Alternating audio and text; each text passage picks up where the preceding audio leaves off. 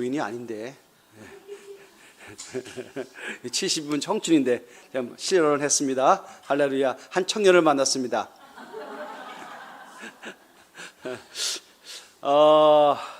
그분이 자기가 지금 성경을 읽고 있는데 이해가 안 되는 부분이 있다. 제가 목회자인 걸 알고 그렇게 질문을 던지더군요. 욥기를 보고 있는데 욥이 회개했다고 하는데, 아마도 이제 오늘 본문의 내용입니다. 욥이 회개를 하는데 욥이 왜 회개해야 됩니까? 회개할 내용이 뭐죠? 라고 저한테 물었던 것입니다. 항상 저는 그런 질문에 대해서 대답할 준비가 여러분보다 좀 되어 있다라고 저는 생각하고 있기 때문에 그분이 알 수 있게끔 짧은 시간에 간추려서 핵심 정리해서 말씀을 드리고 나서 곰곰이 한번 생각해 봤습니다. 제가 설명한 것이 정말 맞는 것인가 라고 하는 것들을 시간을 두고 복귀해 보는 그런 시간을 가졌더랬습니다. 여러분에게 한번 제가 잘 아시는 내용이지만 질문 한번 던져드리겠습니다. 욥이 왜 회개하죠? 욥이 회개했다는데 도대체 욥이 뭘 잘못했길래 회개를 해야 됩니까? 라고 하는 것입니다. 욥이 누구예요? 하는 분도 계시겠지만 그래도 그런 부분은 참 귀해죠. 그런 분을 귀하게 여겨야 됩니다. 욥이 누구예요? 묻는 분들 우리가 잘 보살펴야 됩니다. 욥이 누군지 가르쳐줘야 돼요. 성경에 가장 의인이라고 하는 사람의 대표자가 바로 욥이었습니다. 아브라함 아시죠? 아브라함 때에 살았던 사람으로 알려져 있는데요. 그분의 별명이 동방의 의인이었습니다. 의인이라는 얘기는 악인이 아니라는 얘기죠. 반듯하게 살았다는 얘기고요. 하나님의 말씀, 율법을 또 하나님의 뜻을 이해하고 그 율법 가운데에서도 정결한 삶을 유지하려고 하는 거룩한 몸부림이 있었던, 그러니까 죄와 싸우기 위하여 처절한 싸움을 싸웠던 자였습니다. 자기만 그런 것이 아니라 가정을 경건한 가문으로 만들기 위해서 부단히 애쓰고 노력한 자였고, 그래서 그런지 하나님께서 욥에게 많은 복들을 허락하셨는데 1차적으로 이 다산의 복을 주셨어요. 아들이 7명, 딸이 3명, 그 다음에 또 수천 마리에 되는 가축들을, 각종 가축들을 그가 재산으로 갖고 있었고, 또 그 당시까지만 하더라도 욥은 건강했더랬습니다. 그리고 더 중요한 것은 많은 사람들이 욥을 의인으로 알고 있었습니다. 인정해 주었습니다. 이게 중요한 거죠. 욥은 의의 브랜드예요. 동시에 그 욥의 의에 대해서 의심하는 사람이 있을 수가 없습니다. 그렇게 되면 안 되는 거예요. 욥 자신도 스스로 그 의를 지키기 위해서 부단히 노력했던 사람입니다. 그러면 우리로 말하면 피조물로서 이 땅을 살아갈 때 제가 볼 때 가장 모범적인 사람이고요. 성경에 이분을 하나님께서 귀하게 여기시는 인물이라고 생각해야지만 되는 것이 당연한 그런 삶을 살았습니다. 서두에 말씀드렸던 것처럼 그런 자가 오늘 42장 욥기의 마지막 장을 봤죠. 여기서 욥이 지금 회개하고 있는 것입니다. 그간에 무슨 내용이 있었겠죠.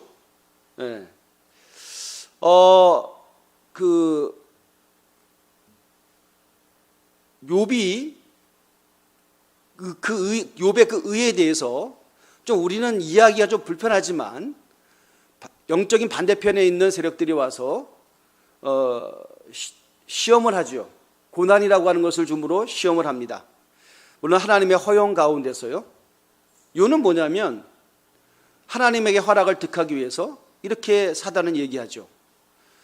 욥이 의인의 삶을 사는 것은 하나님께서 주셔서 너무 많이 주셨다. 그 주셨기 때문에 자기가 받은 것 때문에 너무 감사하기도 하고 스스로 의를 지켜가는 그런 삶을 산다. 만일 그 외부적인 환경적인 조건을 걷어가면 그는 더 이상 의인이 아닐 것이다 라고 하는 결론을 가지고 사단이 하나님의 허락하에서 고난이라고 하는 것을 욥에게 던집니다. 근데 그 고난의 강도와 깊이가 우리가 알고 있는 어떤 상식을 넘어갔다라고 하는 것에 대해서 우리가 엄청난 충격을 받기에 지금을 살아가는 그리스도인들이 욥은 잘 안 읽으려고 그래요. 왜냐하면 적당한 감기 정도, 아파도, 그 다음에 고난을 당해도 자식 10명 중에 뭐 한두 명 속썩이는 거, 뭐 그 정도는 우리가 그래도 고난이지, 아픔이지, 그죠? 그리고 여러분의 자산 중에 한 10%를 갑작스럽게 잃어버렸어. 여러분 10억 자산이 있는데 1억을 막 2, 3일 내에 막 다 잊어버렸어. 잠도 못 자죠? 죄송합니다. 예, 죄송합니다. 여러분, 제가 너무 여러분을 우습게 봤습니다. 100억 있다고 칩시다. 10억 거니까 눈에 저것도 안 오네.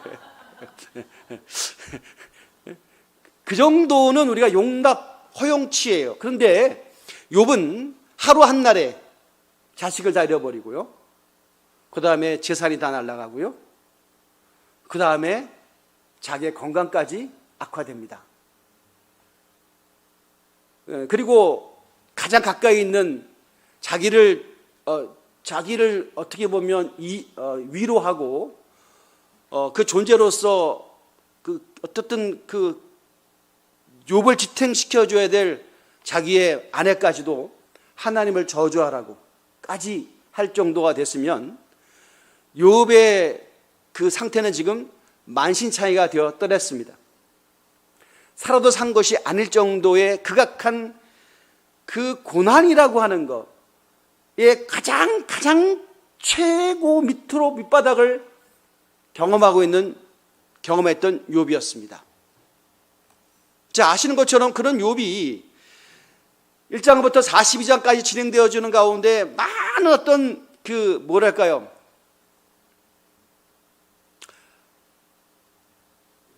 욥 스스로가 하나님 앞에, 다시 말하면 사람들이 이렇게 생각한 거예요. 네가 의인이라고? 그런데 의인이 왜 고난당하지? 이 화두를 가장 가까이 있는 친구들이 와서 던지는 겁니다. 우리는 시험을 당할 때 하나님께서 감당하지 못할 시험을 허락하지 않으신다며. 내가 볼 때 너 지금 감당하지 못하고 있는데? 라고 하는 것이죠. 자, 여러분, 그 분필이 하얀 분필인데 그 하얀 분필이 하얗잖아요. 하얀 거야. 근데 어느 날 가까이 있는 사람이, 전 모르는 사람이 그 까만 분필 갖고 뭐예요? 미쳤나? 이거 왜 하얀색이지 까만색이래. 근데 한 사람만 얘기하는 게 아니라 보는 사람마다 왜 자꾸 까만 분필 갖고 그러시냐고 계속 얘기를 하는 겁니다. 보는 사람들마다 다 까맣대. 그리고 하루 이틀도 아니고 계속 오랜 시간 동안 까만 분필을 갖고 뭐 하냐고 얘기를 하면, 나는 지금 하얀데 자꾸 까맣다고, 나 외에는 다 까맣대. 그러면 나는 어떻게 되는 거야? 이거 까맣구나. 이 까만 분필이네. 라고 자기의 생각과 판단을 바꿔야죠. 그래야 우리가 살아가는 거잖아요. 그게 사회성이지. 나 혼자 계속 하얗대. 뭐야, 나 다 까맣다고 그러는데. 너 보고 죄인이라는데. 야, 네가 죄를 졌으니까 그 고난당하지. 자식 다 죽지. 자산 다 날리지. 너는 지금 만시창게 됐지. 그러면 너 죄값을 치르는 건데 네가 무슨 의인이냐고. 라고 하는 얘기가 한 명, 두 명 얘기가 아니라 사회 공론이 됐어요. 여론이 됐어요.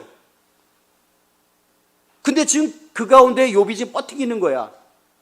그리고 나서 내가 죄인이라고? 내가 뭐가 죄인이야? 난 하나님 앞에 반듯하게 살았어 라고 계속 항변하기도 하고, 그리고 주변 사람들이 야 하나님을 저주하라고, 네가 저주하면 마음이 더 시원하지 않겠냐고. 여러분 죄송합니다만은 이런 표현이 좀 거칠어도 이해하십시오.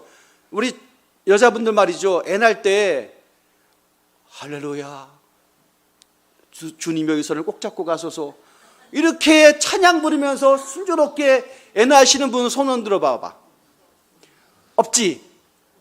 안 난 사람도 말고 난 사람 다. 여러분 우리 여성분들은 애 낳을 때 소리를 지르잖아요. 소리만 지르나 욕도 하죠.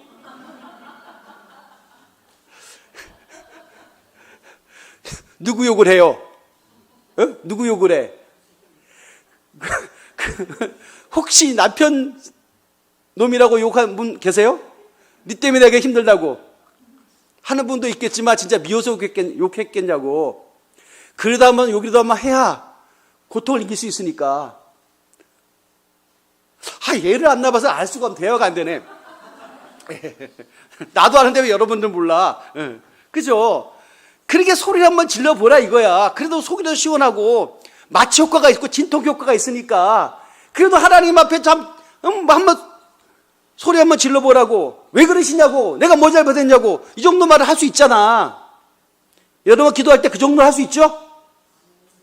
야 유도신문도 안 넘어오네. 그 정도 할 수 있잖아. 그런데 욥은 했어 안 했어? 안 했다니까.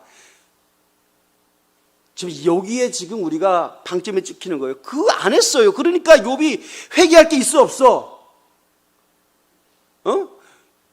욕했다 그러면 그래도 하나님 그래도 회개, 그래도 죄도 아니지. 그게 무슨 부지불식간에 그냥 아차 실수해갖고 나온. 여러분 운전하다가 갑작스럽게 돌발적인 탁 끼어들면은 여러분 할렐루야 저 양반 참 바쁘시네 이렇게 하는 분도 있지만 저는 안 되더라고요.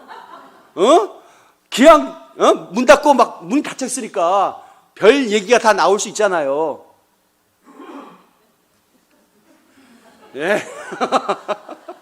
별 얘기가 뚝 튀어나올 수 있잖아. 근데 그게 무슨 죄냐고. 말로 옆에 있던 사람이 목사님이 그런 쌍스러운 이 양반 저분 이렇게 얘기해야지. 그 XX 나오면 돼요? 회개하세요. 그러면 야마씨 당신도 이런 상황이 되면 그 욕이 안 나오겠냐고. 그러면서 맞받아치는 분도 있겠죠? 저는 안 그렇습니다. 안 그러는데 안 그렇잖아요. 안 하잖아. 그게 무슨 회개할 거리냐고. 그냥 생활 잡음이지. 그죠? 생활 잡음이 그게 무슨 회개할 거리가 되냐고. 그러니까 그럼에도 불구하고 욥은 그런 것까지도 하나님 앞에 혹이라도 실수될까봐 자기를 제어하고 통제하고 하나님의 말씀과 경건의 기준에 자기를 비추는 삶을 살았기에 욥이 회개할 수 있는 건덕지가 없어요. 우리로 말하면 털어서 먼지가 안 나지. 그런 삶을 살았다는 거예요. 오늘 한 절의 말씀 읽었지만 그 내용을 다 포함하고 있는 겁니다. 그럼 욥이 무슨 회개할 게 있겠어요? 어제는 제가 교회에 있으면서 나름대로 제 목회 20년 가운데 가장 충격적인 사건 중에 하나를 목양실에서 경험을 했습니다. 왜냐하면 지난 주일날 목양실에 손님 하나가 왔거든요. 쥐 한 마리가 들어왔어요. 그래서 깜짝 놀랐죠. 호들락 하면서 책장 밑으로 들어간 거야. 저놈을 어떻게 할까 하고 교우들의 얘기본들 찍찍이나 놓으세요. 이 정도지. 자기가 좀 해결해야 되는 사람이 한 사람도 없어. 그래서 내가 그랬죠. 니 목회자 가면 힘 빠졌구나. 알아서 하라 이거. 알아서 하는데 저는 뱀도 잡고요. 개도 안 무서워하고요. 아무것도 안 무서운데 유독 무서워하는 게 저는 쥐가 약합니다. 쥐에. 정말 저는 쥐를 보면 좀 이상해. 트라우마가 있나 봐. 이상하게 나 쥐만 보면 꼼짝도 못해 나는 그냥. 지금 쥐만 보면. 지금. 내가 얼마나 답답하면 성도한테 도움을 요청해도 쥐 갖고 목사님 헝갑 떤다고 이러니까 힘들다. 그래서 제가 일주일을 쥐와 더불어 살았습니다. 동고. 쥐하고 사는 거야. 그걸 이제 그러면서 문도 열어놔봤어. 나가라고. 근데 이게 가만 나간 것 같은데도 또 소리가 나. 아, 저놈이 안 나갔구나. 그리고 해서, 이거 어떡할까 하다가, 어떻게 이제 요즘 쿠팡을 해가지고 그 찍찍인지 치측인지 하나요? 그거를 이제 구입을 했어요. 구입해서 이제 쥐가 달리는 길목에다 놀라고 마음을 먹고 있었는데 잡힐까 하면서 났어요. 근데 참 희한한 거는요, 쥐가 있을 법한 저 구석진 데 놓으면 걸릴 거라고 생각했는데, 난 더 충격인 게 뭔지 아세요? 쥐가 음침하고 내 시야에 안 보이는 곳에서 살아야 이렇게 쥐인데, 이게 말이죠, 일주일 동안 나랑 살아보니까 만만한 거야. 만만한 거야. 해도 끼치지도 않고, 가끔가다 과자 부스러기 떨어졌으니까 주워 먹기도 하고, 먹이도 주지. 지가 살기에 최적의 조건으로 지가 인식했나 봐. 그럼 어제 보니까 이놈이 바닥을 지 맘대로 기어다니는 거야, 이렇게. 야, 내가 얼마나 만만히 봤으면 나를, 쥐 주제에 숨어 살아야지. 이게 막 쥐가 막 활보를 해, 막 바닥을. 와, 내가 입이 막, 그래서, 그래서 그냥 그 찍찍이를 아무데나 던져버렸어요. 걸려라 말라. 그랬더니 이놈이 어쨌든 간에 참 지지도 운이 없는지 아니면 내 마음 알았는지 지가 알아서 들어가더만 걸로. 바닥에 놨는데, 구석진도 아니고 길목도 아니고 그냥 바닥에 떨어졌는데, 바닥에 기어다니다가 내 눈앞에서 걸리더라고. 그래서 그래서 내가 그새 그 생각을 했어요. 내가 깨닫는 단어가 딱 있더라고요. 뭔지 아세요? 익숙함. 쥐가 환경에 익숙하니까 쥐가 숨어 살고 몰래 기어다니고 하는 그 본성을 잃어버리더라고. 환경에 막 적응을 해버리는 거야. 완전히 지상 나골이지 이런 데가 어디 있어요. 목양실이 할렐루야 찬송과 기도가 있지. 가끔씩 과자 부스러기 떨어져 있지. 외부도 침이 다 막아져 있지. 얼마나 좋아. 그러니까 이게 놀이터가 된 거야. 익숙함. 여러분, 우리가 살아가면서 그 원래의 본성을 잃어버릴 법한 환경적 익숙함에 우리가 노출되어 있지 않은지를 제가 한번 생각해 봤어요. 쥐가 그러면 안 되잖아. 크기나 크나? 요만한 놈인데. 근데 그 본성을 익숙함 때문에 잃어버리게 되는 거죠. 욥이 말이죠. 뭐에 익숙해져 있는 줄 아십니까? 의에 대해서 익숙해져 있어요. 의인이래. 의인이 오셨습니까? 의인이 오셨습니까? 다 의인이야. 의인이 받는 복도 커라. 어머, 재산이 저렇게 많아. 의인이 저렇게 다복하게 자식들도 저렇게 잘 돼가지고 그냥 변호사, 의사, 판사, 사자는 다 붙어있는 자녀들 줄줄이. 또 명예 없는 게 없어. 건강도 하셔라. 어쩌면 저렇게 피부도 곱고 저렇게 다 의인이 받는 복을 받았구나 라고 인정을 하는 그 의의 인프레이션에 살고 있었어요. 자기도 그 의에 대해서 의심하지도 않았어요. 또 사람들이 그렇게 의라고 하는 기준을 설정해 놓으니까 자기도 그 기준에 걸맞게 맞추려고 부단한 노력을 기울이는 사람이에요. 우리로 말하면 굉장히 도덕적이죠. 그런 삶을 살았어요. 이게 뭐가 잘못됐어요? 이렇게 못 살아서 문제지. 이렇게 못 살아서 문제지.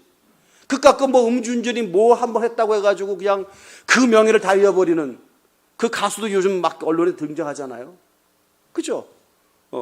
그렇잖아요. 나만 잘못했냐고. 그렇게 해도 정치도 잘하는 사람이 있고 이렇게 물건너지기도 하지만은 어쨌든 간에 그런 삶을 안 살았다는 거예요. 음주운전 한 번 안 했어. 그 돈 있는 사람이, 권력 있는 사람이. 예. 대리운전도 안 불렀다니까. 왜? 술을 안 먹으니까. 그렇게 살았으면 반듯한 거 아니에요. 그런데 여러분 가만히 한번 생각해 보세요. 이거 말씀 좀 깊을런지 모르겠습니다만은 깊으면 좀 길어지겠죠. 깊지만 짧아야 되는데 할렐루야. 깊으면서 긴 건 여러분 안 좋아하잖아. 할렐루야. 깊으면서 짧게 할렐루야. 큰일 났습니다. 제가 이 보니까 이제 막 스타트에 걸렸는데 어쨌든 말이죠. 의에 너무나 노출되어 있고 의의 기준에 맞췄고 의에 너무나 익숙해졌던 욥이었어요. 아무 문제가 없어요. 이것이 우리가 권장해야 되고 롤 모델로 삼아야 되는 삶을 분명히 살았던 자였어요. 오늘 결론 다시 말하겠습니다. 근데 욥이 지금 회개하고 있다고요. 그럼 뭘 회개할까? 아까도 말씀드렸잖아요. 하나님을 내면적으로도 속에서 뭐가 일어나도 감정적으로도 하나님 앞에 거침이 없는 삶을 살았어요. 말 한마디 실수하지 않으려고 부단히 노력을 했어요. 그럼 대단한 삶을 살았잖아요. 그런데 오늘 보십시오. 오늘 욥이 지금 고난의 절정을 다 거친 다음에 42장이 결론이니까 그 결론을 통과할 때 욥의 심령 가운데 일어나는 회개의 내용을 한번 보십시오. 회개할 수밖에 없는 어떤 그 지점을 한번 보자고요. 뭘 보겠습니까? 자, 한번 말씀을 이제 봅니다. 성경 공부라 생각하시고 쫓아오세요. 오늘 본문 한번 다시 띄워주시죠. 42장 1절부터. 욥이 여호와께 대답하여 이르되 주께서는 못하실 일이 없사오며 무슨 계획이든지 못 이루실 것이 없는 줄 아오니. 3절에 무지한 말로 이치를 가리는 자 누구리까? 나는 깨달지도 못한 일을 말하였고 스스로 알 수도 없고 헤아리기도 어려운 일을 말하였나이다. 자, 여태까지 욥이 하나님을 저주하라고 하는 자기 편에 선 사람들조차도 그렇게 욥을 위로한 척하면서 나름대로 그런 결론을 가진 자들에게 욥이 하나님을 항변하고 하나님을 대변하고 하나님을 변호했던, 그래서 그 고난 가운데 자기 의를 계속 유지했던 그 욥의 거룩한 고집까지도 욥은 이렇게 고백합니다. 내가 그렇게 말했는데 나는 아직까지 깨달지도 못한 일을 말하였고 스스로 알 수도 없고 헤아리기도 어려운 일을 말하였다. 이렇게 얘기합니다. 이거 굉장히 이건 모순이죠. 여러분, 이게 너무 수준이 높아서 나도 이 말씀에 접근하기 너무 어려워요. 조금은 이해할 수 있는데 이걸 설교화시키는 것이 내게 정말 부담이지만 여러분 귀 있는 자는 들을지어다. 여러분, 욥이 그렇게 강렬히 강변하고 강렬히 자기 의를 드러내는 그런 행위와 언어가 있었음에도 불구하고 욥은 지금 뭐라고 얘기하냐면 지금 나는 그거 모르고 한 얘기야. 얼마 전까지 확실하다 그랬는데 난 모르고 한 얘기야. 자, 4절에 내가 말하겠사오니 주는 들으시고 내가 주께 묻겠사오니 주여 내게 알게 하옵소서. 이제 얘기하는 거죠. 이제 주님 알려 주십시오. 내가 막 마구잡이로 내가 막 자신 있게 얘기한까지도 주님 앞에 질문을 던지고 응답으로서 얘기한 것이 아니라 내가 살아왔던 삶의 반성으로서 대답했다는 거예요. 그것에서 저때까지 추워도 문제의식을 못 느꼈어. 그것이 또 어쩌면 자기 의였다는 거야. 자기 의. 자기 길을 버틸 수 있는 힘. 근데 이제는 뭐야? 주께 내가 묻겠사오니 주여 내게 알게 하옵소서. 그리고 5절에 내가 주께 대하여 귀로 듣기만 하였사오니 이제는 눈으로 주를 배움나이다. 보세요. 자, 이게 5절에 굉장히 저는 이 말씀이 눈에 많이 밟히더라고요. 자, 내가 주께 대하여 귀로 듣기만 하였사오나. 그럼 여태까지 하나님에 대해서 자기가 인지하고 하나님을 믿고 그리고 그 믿음으로 의인의 삶을 살고 자기뿐 아니라 자기의 식소들도 그렇게 의인의 삶을 살도록 강조하고 리더십을 발휘했던 그였다 할지라도 그 기준이 뭐였냐? 그 의의 기준이 어디서 출발했냐면 귀로 듣기만 하였사오나 이제까지 하나님에 대한 그 의에 대한 기준을 자기가 아직까지 들었단 얘기야. 뭐 들은 건 나쁜 게 아니지. 들리니까 들은 거지. 그런데 가만히 한번 생각해 보세요. 귀로 듣기만 하였다는 거예요. 뭐야? 당연히 믿으면 귀로 듣는 거지. 그런데 뒤에 말씀, 이제는 귀로 들었는데 어제까지, 지금까지는, 이제부터는 뭐야? 눈으로 주를 배웠나이다. 그 얘기는 뭐죠? 더 극명해지고 더 구체적이 되고 더 정확해졌다는 얘기죠. 왜냐하면 듣던 것이 보게 됐으니까. 자, 그 얘기는 뭐냐면 이제까지 남이 전달해 준 그 내용을 내 마음에 믿었다. 물론 믿음은 그거예요. 보자고 믿는 거지만.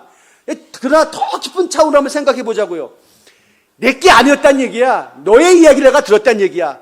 내 간증이 아니라 너의 간증이었다는 거야. 내 체험이 아니라 당신의 체험이었다는 거야. 그리고 나서 근데 그런데도 내 마음에 뭔가 일어나가지고 믿음의 삶을 산 것 같아. 칭찬되는 삶을 살았어. 여기까지 아무런 너 프로그램으로 아무 문제가 없었어. 그런데 하나님의 특별한 어떤 개입하심을 통하여 고난의 극점을 통과하다 보면 그 불순물이 제거되고 정금처럼 나오는 그 어떤 그 내용, 그 상태 속에서 나오는 그 고백이 뭐냐면 내가 듣기만 들었던 상태에서 이제 본다는 거야. 본다는 거야. 이게 중요한 거예요. 목격자란 얘기죠. 체험자란 얘기죠. 멀리 있는 것이 아니라 내가 직접 그건 내 사건이란 얘기죠. 하나님이 당신의 이야기가 아니라 내 얘기라는 얘기지. 눈으로 주를 배웠나이다. 이 고백을 하고 있는 거예요. 그러면 이게 뭐야? 이게 지금 회개의 내용인 거예요. 회개할 수밖에 없는 이유인 거야. 이거는 우리한테 말이 안 되죠. 목사님 그건 아니잖아. 술 먹고 담배 피고 이상한 데 가고 이상한 말하고 막 인격이 파괴된 삶을 살고 남한테 해악을 끼치고 사회의 어떤 파렴치한 삶을 사는 것들을 회개해야지. 그게 왜 무슨 회개냐고. 그렇지, 그럴 수 있어. 그런데 제가 이번 주간에 그 공원에서 만났던 그분을 통해서 제가 생각을 해본 거예요. 저분이 왜 저런 질문 던졌을까? 그분 성경 많이 읽었다 그러더라고요. 도저히 이해가 안 된다는 거예요. 여러분, 그래서 6절에 그러므로 내가 스스로 거두어드리고 띠끌과 제 가운데에서 회개하나이다. 그러므로 내가 스스로 거두어드리고 띠끌과 제 가운데 죄를 뒤집어쓰고 그 먼지덩이에서 회개합니다. 뭘 회개를 하는 거예요? 여러분, 이거는 어떤 행위의 잘못에 대한, 내가 잘못 살아왔던 어떤 삶의 열매에 대해서 구토질이 나고 거욕심이 생기는 것에 대한 반성으로서의 회개가 아니라 뭐에 대한 회개예요? 존재론, 어려운 얘기입니다. 존재론 쪽 회개입니다. 다시 말하면 이 말은 뭐냐면 예수님이 제자들을 불렀어요. 불렀을 때 우리는 그걸 콜링이라고 그러죠. 제자를 부를 때 그 베드로를 위시한 제자들이 한결같은 일성이 뭐야? 주여 우리를 떠나소서, 우리가 죄인입니다 라는 그런 고백을 해요. 뭐 딱히 예수님께서는 너가 어떤 죄를 졌자라고 지적질을 안 했는데도 불구하고 진리 앞에 있으니까, 빛 가운데 있으니까, 은혜의 본질 앞에 있으니까 뭘 경험하게 되는 거예요? 자신의 부끄러움과 자신이 죄인인 걸 느끼는 거야. 이거는 굉장한 신비예요. 하지만 우리가 무시할 수 없어요. 간과해도 안 되는 거예요. 건너뛰면 안 되는 거예요. 이 과정을 거쳐야 된다는 거지. 욥은 그래서 이 과정을 하나님께서 너무나 사랑하시기 때문에 이 과정을 거치게 하시는 거예요. 귀로 만들었던 저들의 이야기를 통해서 어떤 의인들의 이야기, 어떤 귀한 자들의 이야기를 듣고 들어서 편집해서 내 것을 받아들이는 그들의 이야기가 아니라 내가 하나님을 직접 고난 가운데 경험하고 난 이후에 복음의 실존을 정확하게 이해하고 우리로 말하면 그리스도를 인격적으로 만나는 고백 속에서 나오는 그 결과물이 뭐냐? 회개더라 이거예요.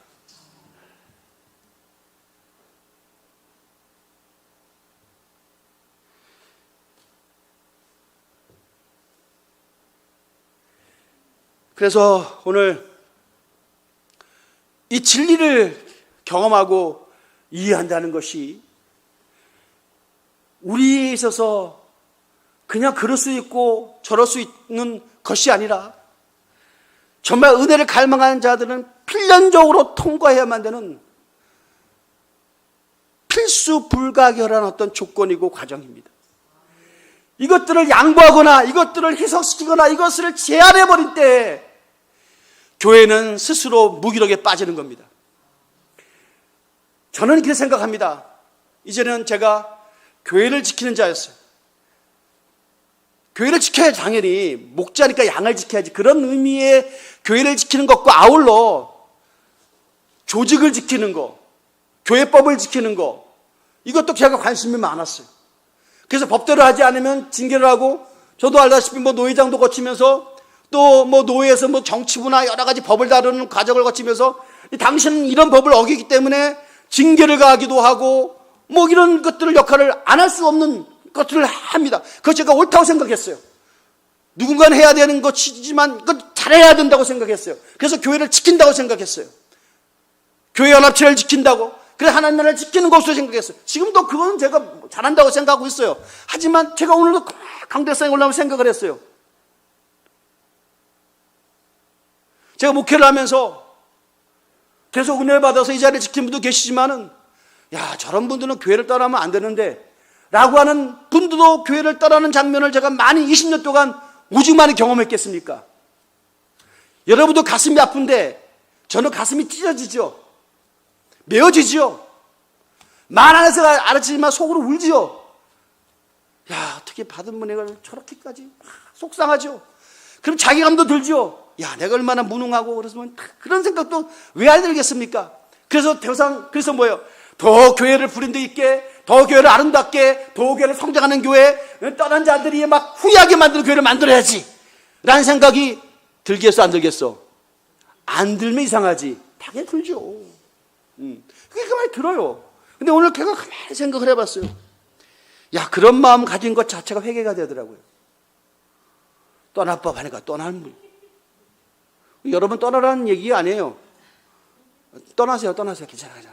부담 없이 그냥 수틀리면 떠나도 괜찮아. 그러니까 교회가 아멘? 한두 곳이야? 여기 샘물교회도 있고, 저 대곡교회도 있고, 양곡에도 교회가 얼마나 많은데. 할렐루야? 야, 수틀리면 떠나. 괜찮아. 녹화되고 있구나.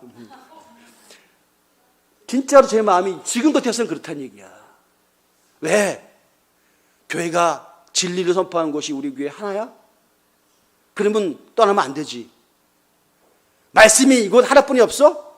그러면 떠나는 사람이 손해지. 어떻게든 말려야지. 그런데요, 반대로 그런 어떤 마음 섭섭함 때문에 떠나지 말라, 교회를 지킨다라고 하는 것이 얼마나 우스꽝스럽고 경박하냐면, 여러분, 우리가 진리를 만나잖아요. 그들이 하는 얘기를 듣고 지식으로서의 구원이 아니라 내가 하나님을 직접 눈으로 배우면서 본 것으로서 체험하는 구원이라고 한다면, 설사 여러분이 구원을 떠나도 복음에서 진리에서 안 떠날 거 아니에요. 말씀에서 안 떠날 거 아니에요. 그러면 하나님 나라 확장이지. 뭘 섭섭해?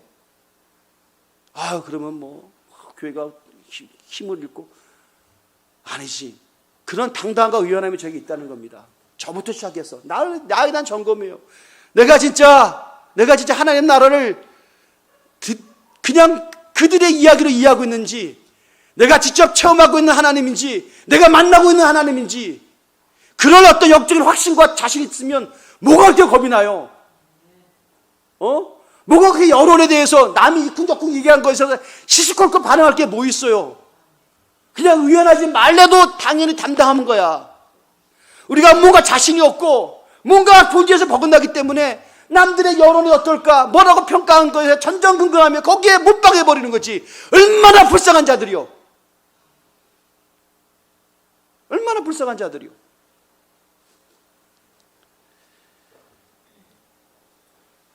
거듭남이라고 하는 것을 신비한 겁니다. 그런데 이거 다시 태어났다는 얘기죠. 다시 태어났다라고 하는 것만큼 강렬한 건 없다고 제가 여러 번 말씀드렸습니다.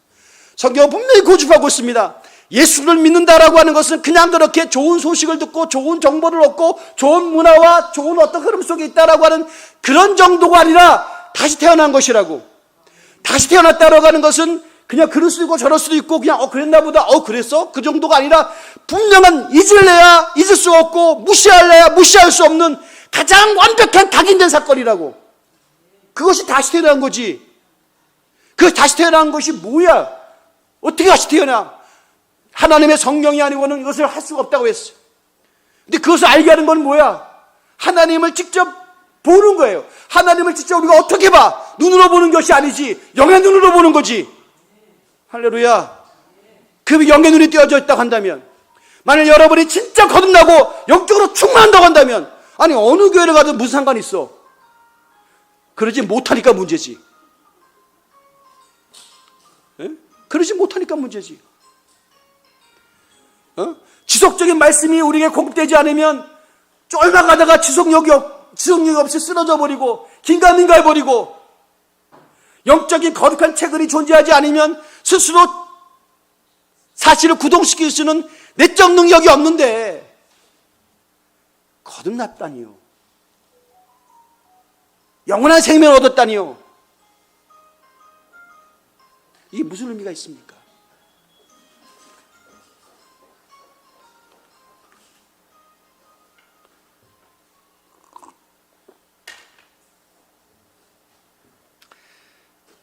하나님의 실존을 정확하게 인지하고 받아들이는 그 순간부터 우리는 진짜 거듭난 삶을 삽니다. 그러고 나서 우리는 이전과는 다른 삶을 살 수밖에 없습니다. 이거예요. 욥은 회개를 했고 그 회개의 결과 물리 성경에 대해서 이렇게 얘기합니다. 갑절의 복을 받았다고. 근데 저는 생각했어요. 갑절의 복이 그렇게 중요한가? 그 당시에 사람들은 눈에 보이는 게 전부기 때문에 욥이 잃어버렸던 것들을 복구한 정도가 아니라 더블이 됐어. 그러면 대박이지. 더블 됐으니까. 근데 그러면 그렇게 얘기할 수 없잖아요. 그죠? 근데 뭐야? 사단은 얘기했어요. 그 욥의 스스로 의인이고 의를 자랑할 수밖에 없고 의인으로 인정받는 것이 외부적인 환경적인 육신적인 조건 물질적인 것 때문이라고 얘기를 했어요. 사단은 그것 때문에 공격했어요. 그것을 뺏어버리면, 그것을 박탈해버리면 욥은 의인으로 무너질 거라고 했어요. 근데 그거 뺏어가도 욥은 무너질 것 같은데 안 무너지고 외려 어떻게 됐어요? 진짜 회개하게 됐어요. 그러면 회개했다는 얘기는 뭐예요? 그거 없이도 산다는 얘기야. 외부적인 조건이 나에게 편함을 줄 수 있을지언정 그것이 본질은 아니란 얘기야. 주님이여 이 손을 꼭 잡고 가소서. 오늘 찬송 가서처럼 주님 앞에 가는데 여러분 뭘 갖고 가겠어? 세상의 명예? 웃긴 소리 하지 말라 그래요. 이 땅에 무슨 땅? 아이고 그 귀찮은 얘기 하지 말라. 그게 무슨 의미가 있냐는 거. 잠시 잠깐 이 땅을 살면서 거쳐가는 구간에 잠시 잠깐 편한 거 외에는 아무것도 아닌, 그 이상도 그 이하도 아닌 것 같고 우리가 중대산에 하지 말란 얘기예요.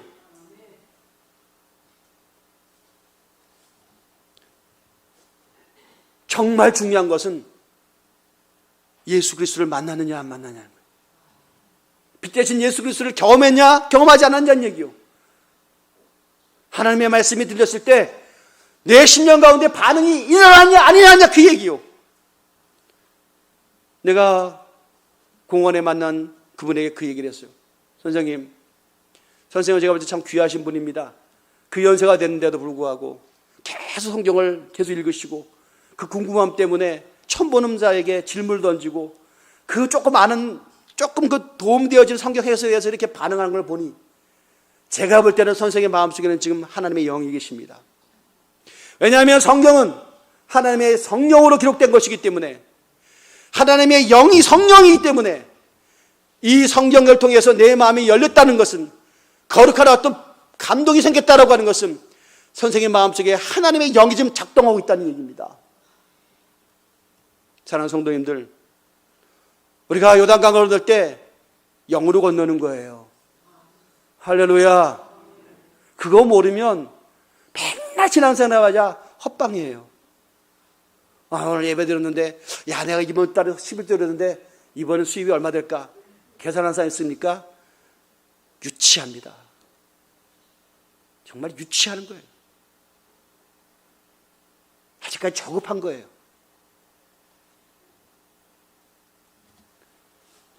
내 안에 계신 그리스도께서 우리로 하여금 헌신하지 않고는 견딜 수 없는 감동도 주시고 순종에 대한 상황도 주시고, 오늘도 하나님의 말씀을 듣기 위하여 몰려드는 여러분을 생각할 때 제가 그 생각을 했어요. 아니, 저분들은 왜 오늘 세상 말로 다 일요일인데 오지? 왜? 생각을 해봤어요. 그냥 습관일까? 아니면 영적인 목마름일까? 뭐 그 생각하는 것 자체도 제게 너무 부담스러운 주제인 줄 모르지만 한번 생각을 해봤어요. 제 존재의 이유가 뭘까? 사랑하는 성도님들이 영으로 완전히 거듭나서 하나님의 나를 앙망하는 독수리 날개 치며 피상하는 신앙인을 만들기 위하여 오늘도 그 새로운 생명을, 새로운 말씀을 내게 위탁하셨다고 한다면 나는 철저하고 그리고 가장 완벽하게 최선을 다해서 이 생명의 꽃을 먹여야 된다 라고 하는 것입니다. 그러니까 제가 어떤 생각이 드냐면, 그래, 생명의 꼴이 너무나 많이 먹어서 귀찮고 다른 거 먹고 싶으면, 여러분 같은 음식도 계속 먹으면 지겹잖아. 그죠? 맨날 여러분 육상 뷔페 먹어봐. 된장찌개 먹고 싶지. 할렐루야. 그래서 다른 데 가서 말씀 들을 수 있지. 내가 뭐가 속상하고 답답해. 축하해줘야지. 잘 듣고 또 된장만 먹다 보면 뷔페도 또 먹겠지 라고 생각을, 가만있어, 내가 된장인가?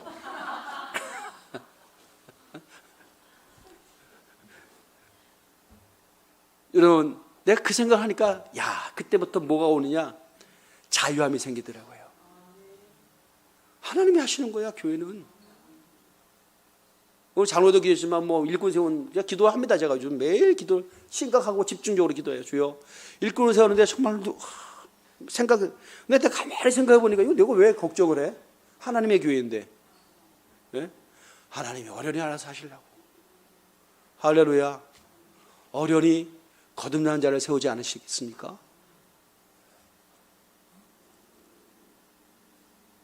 나는 그 생각하는 거예요.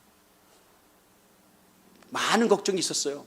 그런데 좀 더 주님께서 원하시는 은혜의 보좌 앞에 한 걸음도 나가려 하니까 이것들이 다 하나의 과정에 불과한 것이고, 야, 그렇구나. 우리는 하기 싫은 것을 억지로 선택하고 결단을 통해서 버려버리는 것이 아니라 자연스럽게 다 내려지는 겁니다. 내려놓는 겁니다. 할렐루야. 예수 그리스도 외에는 사실 아무것도 아니에요. 이 사실을 믿고 그것을 증명한 자로서 주님께서 또 한 주간 동안 우리를 세상에 파송시킨다는 사실을 믿으시고 힘찬 발걸음으로 세상에 대해서 여러분이 하나님의 자녀인 것이 증명되어지는 벅차고 감격스러운 삶을 사시기를 예수님의 이름으로 축원을 드립니다. 기도하겠습니다. 하나님 아버지, 감사합니다.